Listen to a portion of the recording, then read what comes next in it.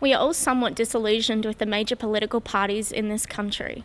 Every vote you make can make a difference, as we saw the minority balance in the federal election come 2010.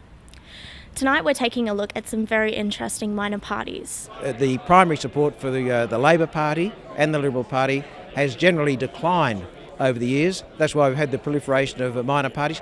38 minor parties registered with the Australian Electoral Commission at the moment. Could be 46, 47 within a month or two. So there is a proliferation of people who aren't happy with what's happening.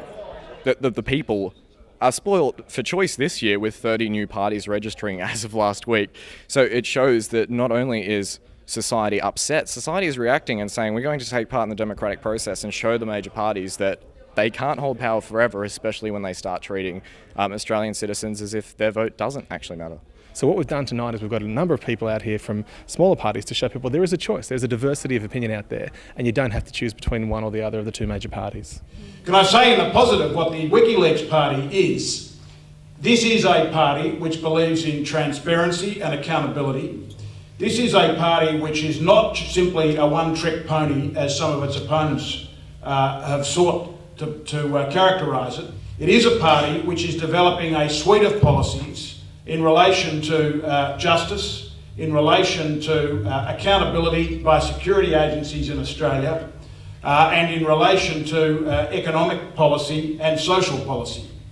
It is a party which believes that individuals in our society have fundamental rights and that those rights ought to be respected. It also believes that the state, which has a role in society and a positive role in society, oversteps the mark on far too many occasions. If the WikiLeaks party were elected to the Senate, and if the WikiLeaks party were a party which had the balance of power, there would be a deliberation not based on special deals and rent-seeking and pleading from interest groups, whether they be on one side or the other, but it would be public policy that's based on a rational basis and a rational discussion.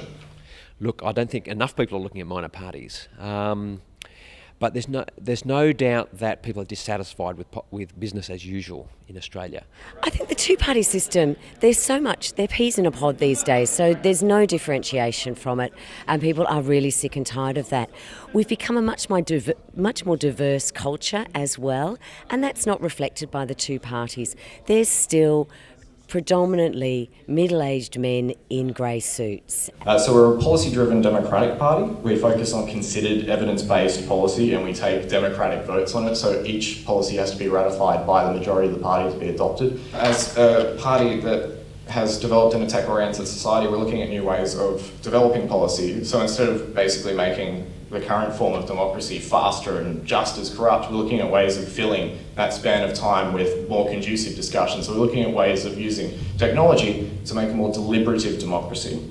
I do think that a lot of Australian people don't feel that the major parties really represent Australia and are batting for them enough. I think that, there's 22 million people here in Australia. Sometimes you feel like they're just governing for a small group of Australians and not for all Australians. And I think that's why we are seeing people looking for alternatives. They're joining GetUp, they're voting for the minor parties, they're listening to WikiLeaks, they're talking about that sort of stuff because they want to have a better choice. They don't want to be shoehorned into choosing between, Pepsi and Coke. I think the major parties have failed to connect with young voters, and I think one of the problems is a lot of young people don't vote. They don't register to vote, and this I think is quite alarming. And principally what brings me here with a sense of urgency, as I said, is the issue of climate change. Whether you like it or not, whether you think it's crap or not, whether you believe that we are responsible or not, we are. The weather is changing, it's becoming angrier around us. This is now the age of climate change, and this is not something that our kids and grandkids are going to need to take responsibility for and deal with. This is upon us right now.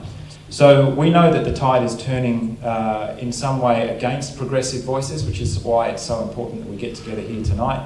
We are seeing a pretty heavy tide and shift towards the conservative side of politics, but events like tonight give me hope. If we want to make the Senate a true house of review, then voting for the people up here would certainly assist in that. It is fundamentally important that the Parliament return to doing what it is meant to do, and that is, as I said earlier, to be a check on the executive. A central theme of our election campaign is a qualitative redistribution of wealth.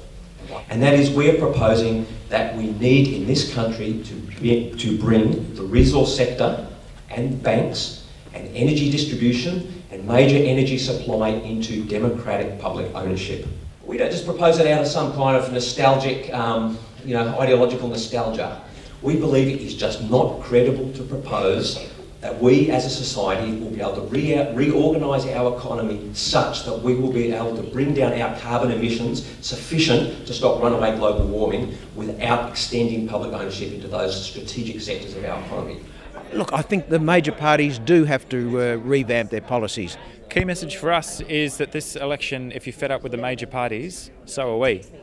Fortunately, there's plenty of choice. Our party is a civil libertarian party, a secular party, a new party and a very young party. But we think that, there is a place for us in Parliament, in federal Parliament, to provide that voice on a lot of those civil libertarian issues and to grow on other issues like data retention, which I know Scott's been passionate about, and obviously censorship. But other areas that the party is really interested in is drug law reform. We think that if you could tax and regulate drugs like cannabis, you would have a much healthier community, you would have far less people in jail, and you would have much better education about drugs. We also want to consider the tax exemption of churches and religion. There's a conservative estimate that if churches and their related businesses were paying the appropriate tax, that we'd be looking in the means of about an extra $20 billion in the budget. So this is not necessarily going to be the Coke-Pepsi election. We came here tonight to talk about the value of crossbenchers, the value of diversity in Parliament. The key message is that we are losing our civil liberties in Australia and that we need that voice of reason. But the fact that the major parties have converged and that there's not as much of a difference between them as they might like you to think. So we believe in a truly democratic democracy in Australia, a multi-party democracy. Our experience is that it's not too hard to convince people that the state of the world, the state of politics in Australia is wrong. But the difficult thing is convincing people that you can do something about it. It's very hard for small parties to get any recognition and to get any media attention. What I say to people when explaining our campaign is that you can't fight Coke with Diet Coke. With the federal election fast approaching, you need to start thinking about your vote. You need to do the research and have a discussion. What issues are important to you and your family, and who represents you best? Every time you cast your vote, it matters. This has been Jackie O'Leary reporting for Undercurrent.